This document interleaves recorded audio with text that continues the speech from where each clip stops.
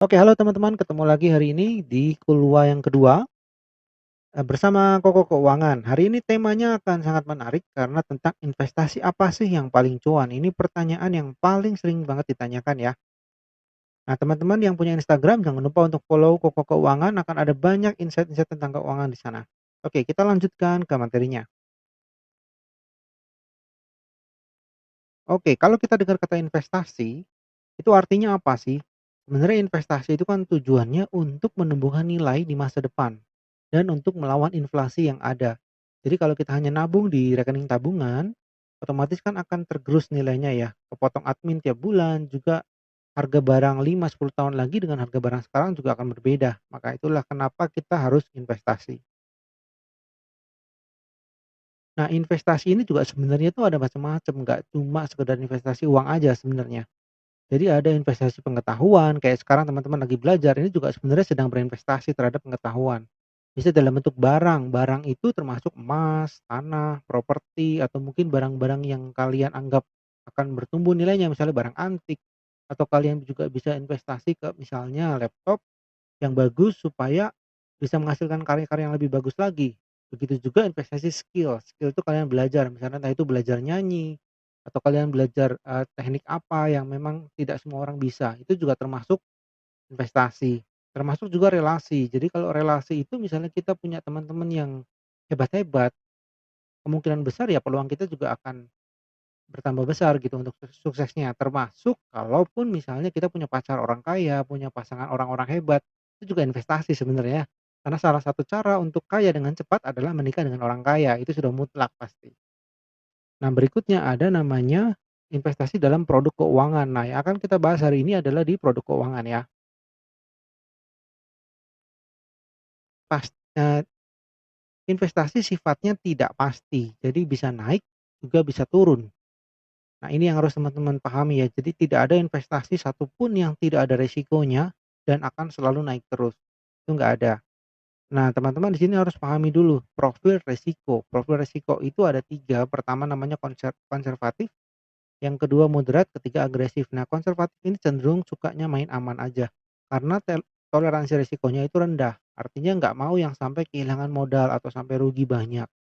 Jangan kalau moderat ya masih oke lah, aku bisa rugi tapi bisa untung juga.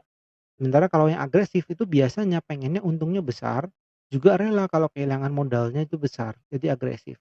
Nah, biasanya ini tergantung dari usia juga bisa atau profil kalian masing-masing. Jadi kalau yang sudah menikah, sudah punya anak 2 misalnya atau anaknya sudah mungkin sudah kuliah, otomatis pasti akan lebih konservatif. Kenapa? Karena akan takut kalau misalnya investasinya yang terlalu berani, kalau sampai uangnya hilang itu nanti gimana gitu kan.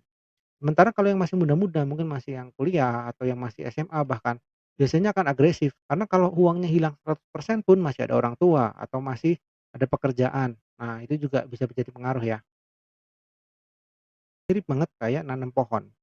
Ya semua pasti pernah nanam pohon ya. Biasanya kalau kita menanam pohon itu akan nanamnya cuma satu biji atau satu benih doang atau beberapa. Nah, umumnya kita akan sebar benih ke beberapa titik, ya enggak? Tujuannya supaya apa? Kalau misalnya yang satunya nggak tumbuh, ya yang lain ada yang tumbuh kan gitu. Nah, itu namanya diversifikasi. Jadi kita membagi resiko. Kalau misalnya kita tanam 10 biji, yang 5 nggak tumbuh, yang 5 tumbuh, berarti kita dapat hasil dari 5 yang tumbuh itu. Yang tumbuh pun belum tentu bisa sampai besar kan. Nah, itu namanya diversifikasi. Nah, sedangkan investasi itu biasanya kita lakukan untuk jangka waktu yang panjang. Kenapa panjang? Karena misalnya nih kita nanam pohon, terus kita liatin terus tiap hari. Kira-kira bakal tambah cepet nggak sih tumbuhnya? Enggak kan, yang ada kitanya malah stres, mungkin pohonnya juga stres diliatin terus kan. Jadi udah biarin aja, tanam, kita pupuk, kita rawat, nanti tahu-tahu tumbuh kita tinggal petik buahnya kan gitu. Dan ingat jangka panjang, jadi nggak bisa yang hari ini tanam besok langsung panen. Itu bukan investasi, tapi itu bekerja, bisnis itu bisa. Tapi kalau investasi ya kita simpen untuk jangka panjang. Nah, dalam investasi, pastinya kita kan pengen punya bibit yang bagus dan tanam di tanah yang subur. Maksudnya apa? Kita cari investasi yang tempatnya baik, maksudnya kita pilih nanti investasi yang bagus, tentunya dengan ilmu yang cukup. Jadi kalau tempatnya bagus, tapi ilmunya kita nggak cukup, ya kita akan tetap aja merasa rugi atau merasa gagal. Begitu juga sebaliknya. Kalau kita punya ilmunya cukup, tapi tempatnya tidak sesuai, ya tidak akan berhasil juga, gitu. Ini adalah beberapa pilihan instrumen investasi dalam produk keuangan. Memang nggak hanya 4 ini aja, tapi ini contoh 4 besar yang paling umum. Yang pertama namanya deposito, mungkin sebagian dari kita udah pada tahu. Kita taruh deposito di bank, ini memang resikonya paling rendah, bunganya tapi kecil, cuma 3% per tahun. Jadi untuk pemula banget, ya ini cukup cocok sih. Walaupun, kecil banget bunganya, dia juga aman. Resiko satu-satunya adalah kalau banknya itu bangkrut atau kalau oknum banknya misalnya kita titipin uang ke CS-nya misalnya ya, tapi dia nggak tabungin, nah itu resikonya. Jadi resikonya cuma itu, sisanya aman. Berikutnya reksadana. Jadi reksadana itu sebenarnya ada deposito, obligasi, sukuk, saham. Kita itu dibantu sama namanya manajer investasi. Jadi kita minta tolong dia, "Tolong dong kamu kelolain uangku," gitu kan. Nah itu bisa juga, resikonya sedang. Bunganya 3 sampai 15% termasuk reksadana apa yang kita pilih. Reksadana itu umumnya nanti akan ada 3, reksadana pasar uang, reksadana pendapatan tetap, dan reksadana saham. Walaupun ada juga namanya reksadana campuran, tapi umumnya ada 3 itu yang nanti bisa kita pilih. Nah, belinya di mana? Kalau zaman dulu itu belinya di CS Bank. Kalau sekarang sudah bisa di aplikasi, kayak misalnya Bibit, Bareksa itu bisa. Nah, nanti kalau mau belajar lebih lanjut tentang reksadana juga bisa, cuma di lain waktu ya. Berikutnya saham. Nah, saham ini cukup booming di beberapa tahun terakhir karena memang anak-anak muda milenial sekarang banyak yang mulai investasi saham. Intinya saham itu adalah bukti kepemilikan perusahaan. Resikonya memang tinggi karena kita nyetir sendiri. Ibaratnya kalau tadi kita minta tolong beliin sama manajer investasi, kalau sekarang kita beli sendiri sahamnya. Kelebihannya otomatis pasti bisa dapat hasil yang lebih tinggi daripada reksadana. Karena ada capital gain, juga ada dividen. Nah, masalahnya tidak semua orang bisa menanggung resiko yang tinggi ini. Makanya tadi kembali ke konservatif, moderat, atau agresif ya. Lalu keempat ada namanya peer to peer lending, ini juga sebenarnya baru, jadi kita meminjamkan uang ke UMKM atau ke perusahaan lewat platform. Jadi kita naruh uang di sana, nanti akan otomatis dibagi uangnya atau kita milih sendiri nih mau mendanai perusahaan yang mana. Ada berbagai platform, salah satunya Akseleran, itu yang toko keuangan pakai juga. Itu resikonya adalah gagal bayar. Jadi kalau kita minjemin misalnya 1 juta, terus dia nggak bisa balikin, ya otomatis uang kita kan ketahan, atau dibalikin tapi masih lama, nanti kapan jangka waktunya. Nah, bunganya 5 sampai 20% per tahun. Intinya kalau mau bahas lebih detail, nanti kita bahas lain waktu ya. Sekarang lebih ke masalah mindset investasinya dulu. Nah, sekarang intinya gimana sih kita pilih investasi yang mana bagusnya? Pasti pertanyaannya gitu kan. Nah, yang betul adalah pilih yang kita paham, jadi pelajari dulu semua instrumen investasi yang ada, kita pilih yang paling paham sama kita, dan kitanya berani untuk masuk nih. Nah, jadi pilihan itu tengah-tengah ini. Jadi ibaratnya pilihlah yang paling cocok, tidak ada yang paling tepat ya, adanya yang paling cocok. Karena pilihan investasi buat saya dan buat kamu itu bisa jadi berbeda. Yang kayak ini tadi ya, jadi investasi bukan cuma tentang yang paling cuan, tapi yang paling cocok sesuai tujuan keuangan kita. Nanti setelah ini kita bahas tentang tujuan keuangannya. Jadi teman-teman kalau yang mungkin sudah mulai investasi nggak usah iri. Kalau ada temen yang nunjukin, "Aku investasi saham A lebih untung, aku investasi ini lebih untung," gitu ya.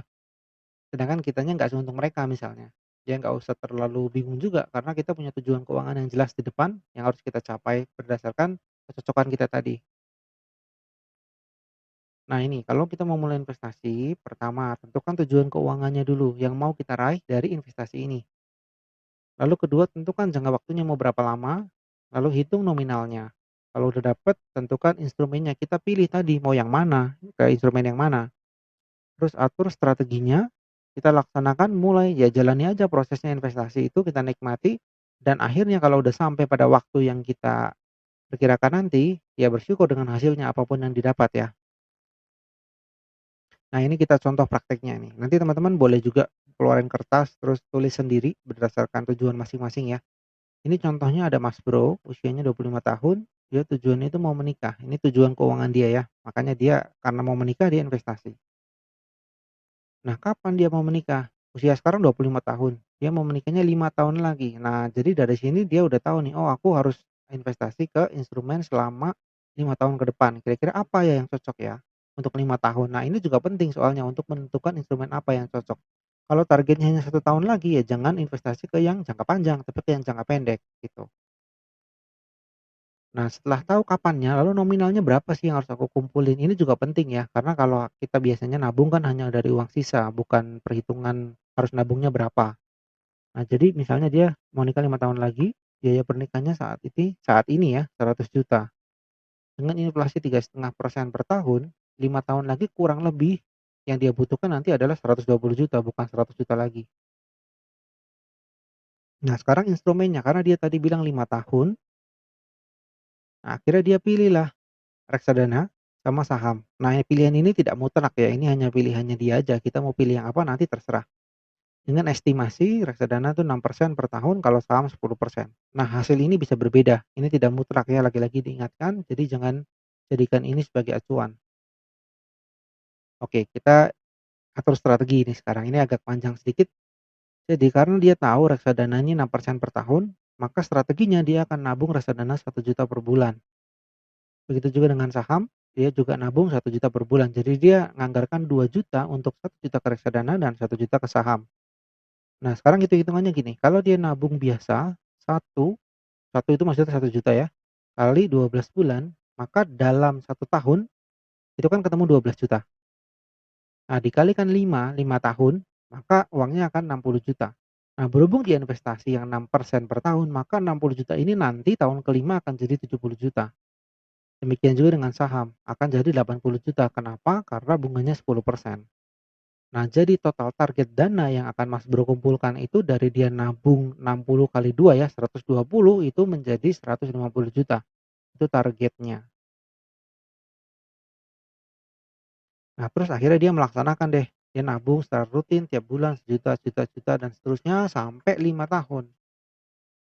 Nah, ketika sudah sampai 5 tahun, dia lihatlah hasilnya. Oh, ternyata dana yang aku dapat bisa jadi lebih dari 150 juta, bisa juga lebih rendah dari 150 juta. Nah, kita tidak pernah bisa memprediksi dengan pasti ya. Untuk itulah kenapa diverifikasi itu penting. Nah, jadi setelah kita dapat nih hasilnya, ya kita otomatis harus bersyukur, apapun hasilnya ya. Nah, karena dalam 5 tahun ke depan kita nggak akan tahu apa yang terjadi gitu. Contoh ya, ini ambil contoh aja. Misalnya si Mas Bro ini investasinya di tahun 2015, anggaplah gitu ya, 2015. Terus di 2020 kan harusnya dia tinggal jual nih, dapat keuntungan yang dia harapkan kan. Ternyata ada Covid, saham turun semua, reksadana turun semua waktu itu. Dan turunnya parah bisa sampai 50%. Nah, kalau waktu itu dia jual otomatis bisa sampai minus. Malah bahkan uangnya itu lebih lebih kecil daripada yang harusnya dia cuma nabung doang. 120 juta bisa lebih kecil karena ada kejadian luar biasa. Nah, itulah, jadi ada 2 caranya. Pertama ya sudah bersyukur, jual apapun hasilnya. Kedua, kita pantau lah itu hasil investasi kita setiap bulan atau setiap tahun. Jadi kalau kira-kira saham yang kita pilih nanti sudah nggak perform atau reksadananya nggak bagus, ya kita bisa switching namanya, alihkan ke instrumen yang lain. Nah, cuma memang kayak gitu butuh ilmu ya. Jadi kalau yang hanya sekedar, "Yang penting aku taruh deh, aku percaya sama yang aman," ya itu ada resiko nggak sesuai hasilnya. Nah, itu kan plan terburuk.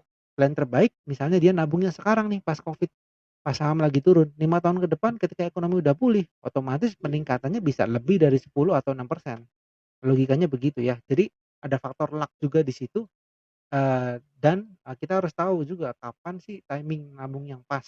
Itu kalau punya ilmunya juga, tapi kalau nggak ada ilmunya ya udah terima hasil aja apapun yang terjadi. Nah ini, di bagian akhir jadi teman-teman pastikan nih kalau mau merencanakan investasi kayak Mas Bro tadi, pastikan punya dana darurat yang cukup supaya hasilnya itu nanti nggak mengganggu investasi. Maksudnya gini, kalau kamu nggak punya dana darurat, kan invest tadi si Mas Bro sebulan sejuta, sejuta gitu ya. Tiba-tiba dia misalnya sakit, akhirnya nggak bisa nabung kan, otomatis terancam tuh dana pernikahannya nanti.